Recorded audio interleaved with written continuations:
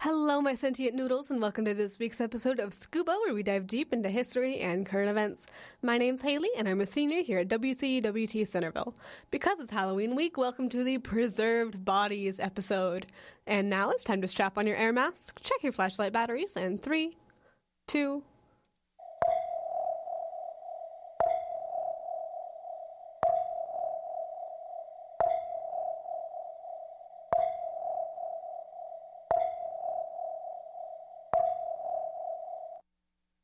Your name is Howard Carter, and you were born in Kensington, England, in May of 1874. Your father is an artist and illustrator, and he teaches you art as you grow up. 3 of your 10 older siblings die young, and you're on the sickly side, so your parents send you to Norfolk, a bigger city, and you're raised by a nurse from there on. Your formal education is limited, but you're quite the artist. While visiting some wealthy neighbors, you're astounded by their collections of Egyptian artifacts. The lady of the house is impressed by your artwork and passion for Egyptology. So, when you're 17, she sends you to assist in an excavation with a family friend. You are one of the youngest people working in the Egyptian dig sites, but you come up with new methods to copy tomb decoration down for further study. You work across the country in Beni Hassan, Amarna, and Deir el-Bahari.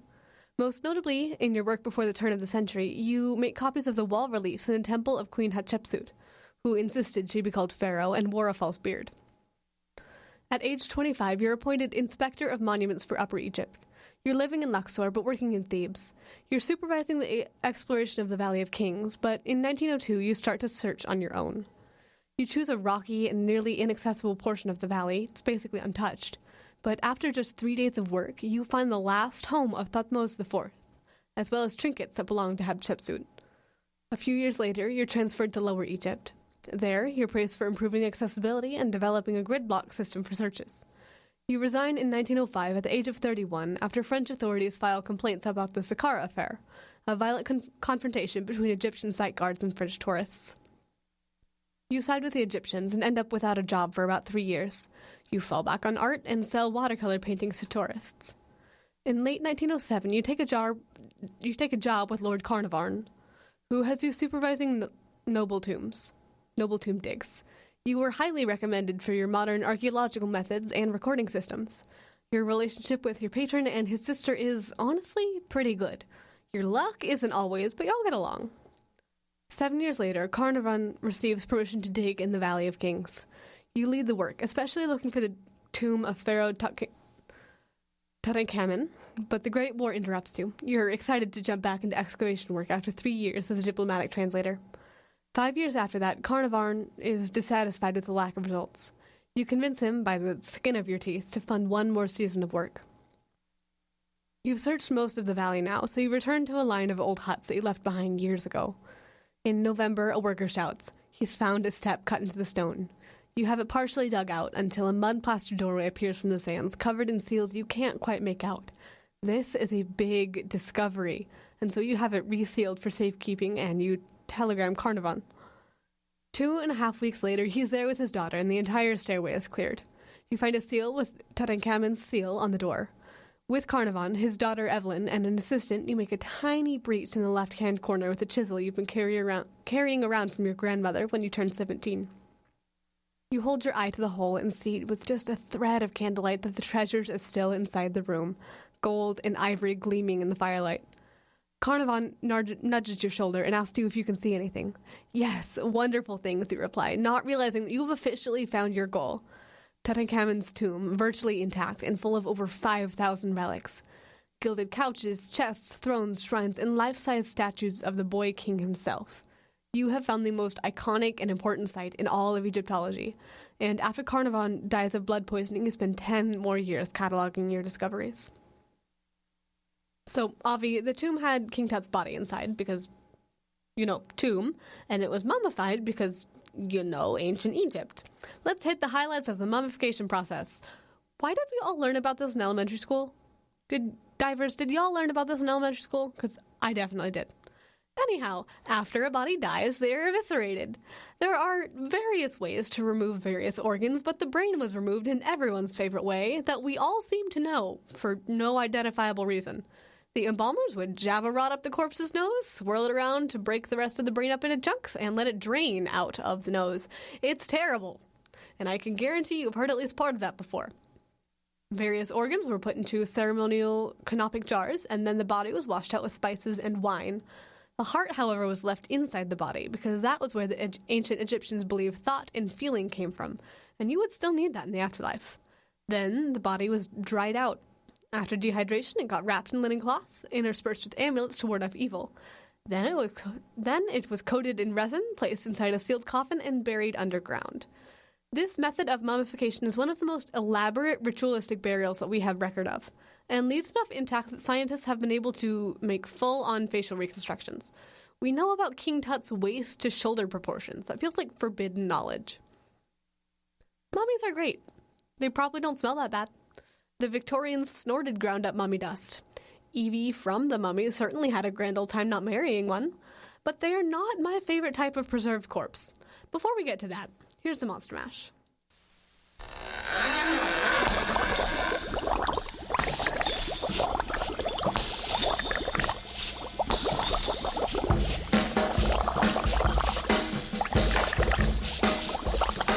I was working in the lab late one night when my eyes beheld an eerie sight. For my monster from his slab began to rise, and suddenly, to my surprise, He did the mash. he did the monster mash. The monster mash. It was a graveyard He smash. did the mash.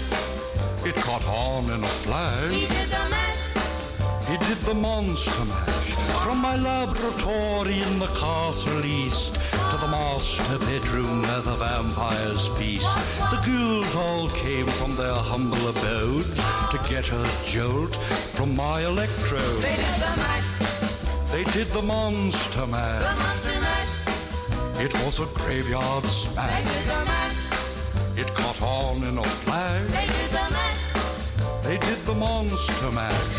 The zombies were having fun. The party had just begun. The guests included Wolfman, Dracula, and his son. The scene was rocking, all were digging the sounds. Igor on chains, backed by his baying hounds. The coffin bangers were about to arrive with their vocal group, the Crypt Kicker Five. Played the mash. They played the monster mash. The monster mash. It was a graveyard They smash. played the mash. It caught on in a flash. They played the mash. They played the monster mash. Out from his coffin, Drac's voice did ring. Seemed he was troubled by just one thing. Opened the lid and shook his fist and said, "Whatever happened to my Transylvania twist?" It's now the mash. It's now the monster The mash. monster mash. And it's a graveyard Now smash. the mash. It's caught on in a flash. It's now the mash. It's now the monster mash. Now everything's cool. Drac's a part of the band, and my monster mash is the hit of the land. For you, the living, this mash was meant to. When you get to my door, tell them Boris sent you. And you can mash. Then you can monster The mash monster mash. and do my graveyard Then you can smash. mash. You'll catch on in a flash. Then you can mash. Then you can monster mash. Mash. Easy, God, you impetuous young boy. Mash good. Monster mash. Monster mash.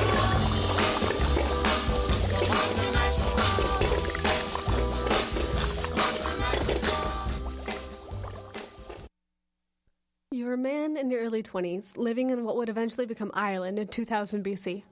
You're noble, maybe even a king, which means you're well fed until the harvest turns bad, until the drought comes, until sickness sweeps your people. Then they come together and capture you, ritualistically kill you, and replace you with a new king. They attempt to kill you with an axe, but you defend yourself and break your arm in the process. So they try again, and that axe swing works. You're buried in a pool near the hill where they initiate the new king. Bog bodies! Bog bodies win. They are my favorite method of corpse preservation. Unfortunately, they were not preserved on purpose, so we don't have those records, but through the magic of peat bogs, they almost always still have their skin. The story I just told you was short, because no records, but it's also a very common one. intended to belong to the Cashel specifically, named for the region of Ireland in which he was found, who is the oldest bog body to be found with both skin and hair. Why the heck does that work, you ask? Well, it's because peat bogs are dense. They have like zero oxygen in them, and that, combined with the acidity of rotting plants on the surface and seeping down, means that there is basically no breeding ground for the bacteria of decomposition. This, and the fact that peat bogs are typically cold, as all get out, means that the bodies are basically pickled, and the skin turned to leather. The oldest one we found was in Denmark and has been carbon dated to 8,000 BC. The preservation is effective enough that we can identify tooth cavities and even the last meals still inside preserved stomachs. So bog bodies were not made on purpose, or at least not that we know. They were probably just used for a dumping ground, or bogs were probably just used for a dumping ground for people that were ritualistically sacrificed or were socially deviant and or criminals. But lots of times the bodies had jewelry and were like staked down to the bog and had sticks and stones arranged on top of them in these like vaguely pagan patterns, so probably ritual sacrifice. For another horrible fun fact, the bog is so heavy that it breaks bones and crushes skulls of the bodies found inside. So maybe don't hide in one in your next round of hide and seek, yeah? But if you're going to, head to Denmark or Ireland. Another great way to keep a body from decomposing is by making it incredibly, incredibly cold. Let's talk to Gordon Lightfoot about that.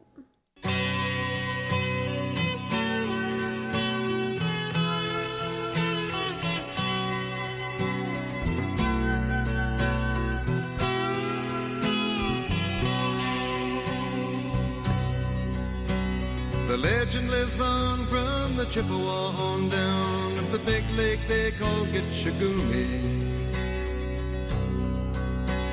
The lake, it is said, never gives up her dead when the skies of November turn gloomy. With a load of iron ore, 26,000 tons more than the Edmund Fitzgerald weighed empty. That good ship and true was a bone to be chewed when the gales of November came early. The ship was the pride of the American side, coming back from some mill in Wisconsin. As the big freighters go, it was bigger than most, with a crew and good captain well seasoned, concluding some terms with a couple of steel firms when they left fully loaded for Cleveland. Then later that night when the ship's bell rang, could it be the north wind they'd been feeling?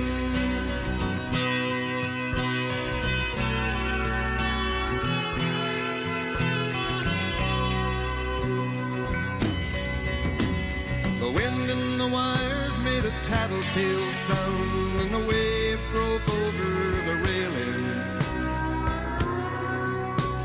And every man knew, as the captain did too, 'twas the witch of November come stealing.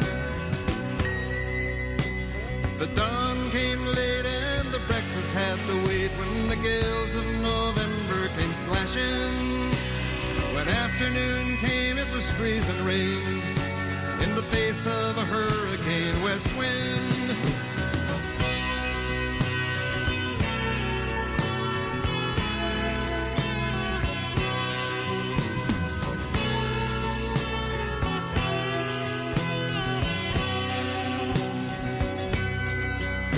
When supper time came, the old cook came on deck saying, "Fellas, it's too rough to feed you." At 7 p.m. a main hatchway caved in. He said, "Fellas, it's been good to know ya." The captain wired in, he had water coming in, and the good ship and crew was in peril. And later that night, when his lights went out of sight, came the wreck of the Edmund Fitzgerald.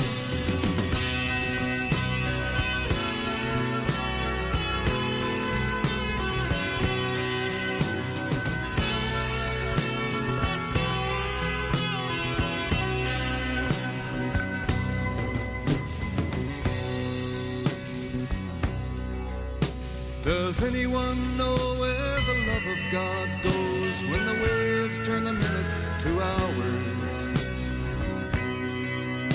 The searchers all say they'd have made Whitefish Bay if they'd put 15 more miles behind her.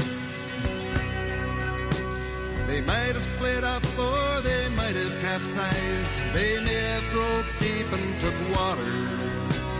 And all that remains is the faces and the names of the wives and the sons and the daughters.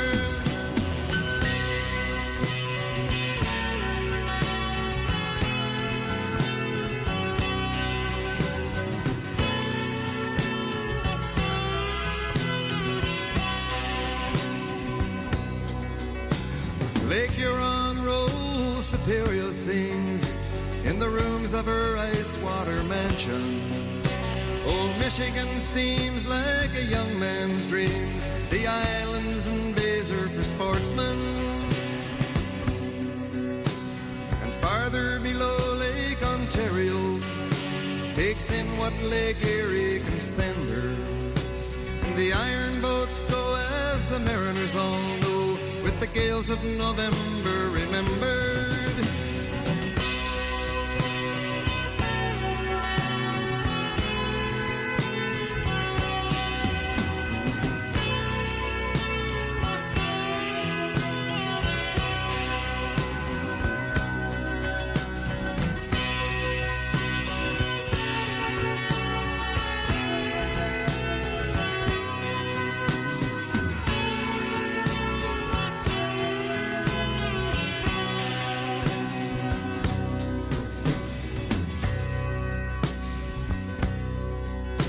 In a musty old hall in Detroit they prayed in the Maritime Sailors Cathedral. The church bell chimed till it rang 29 times for each man on the Edmund Fitzgerald. And the legend lives on from the Chippewa on down of the big lake they call Gitchagumi.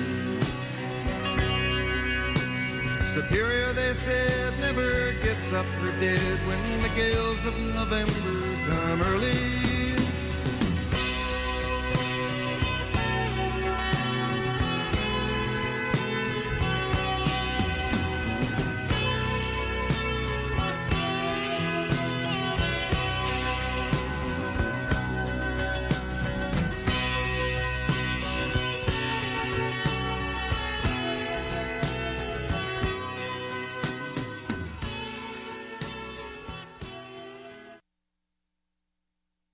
So that whole story took place on Lake Superior.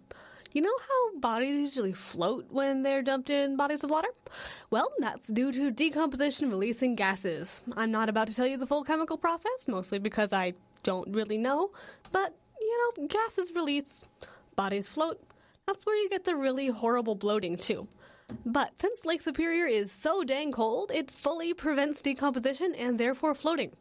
So, if one were to dump a body in a lake, one would want that lake to be very cold. That is where the saying, the lake never gives up her dead, comes from, and makes Lake Superior even more horrifying. It's also a shipwrecker lake because of its many frequent and violent storms. So, tell me, how many bodies do you think are in there?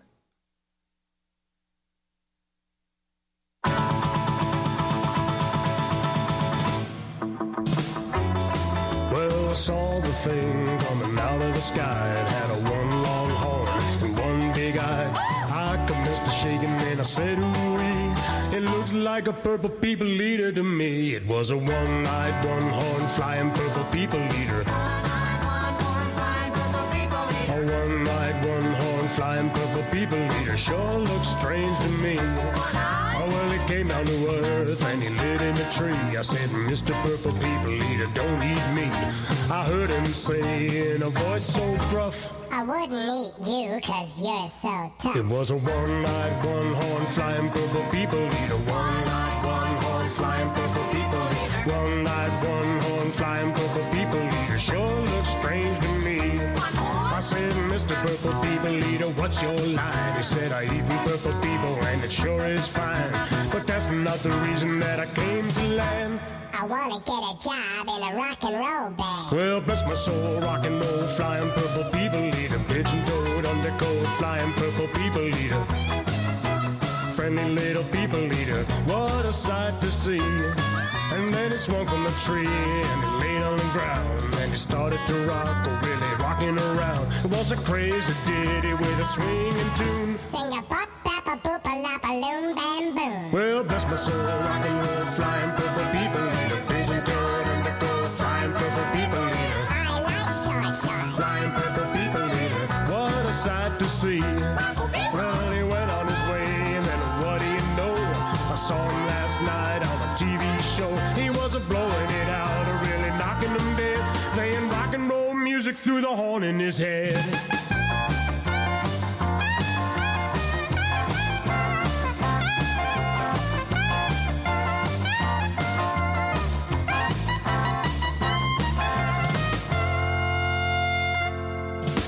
Tequila.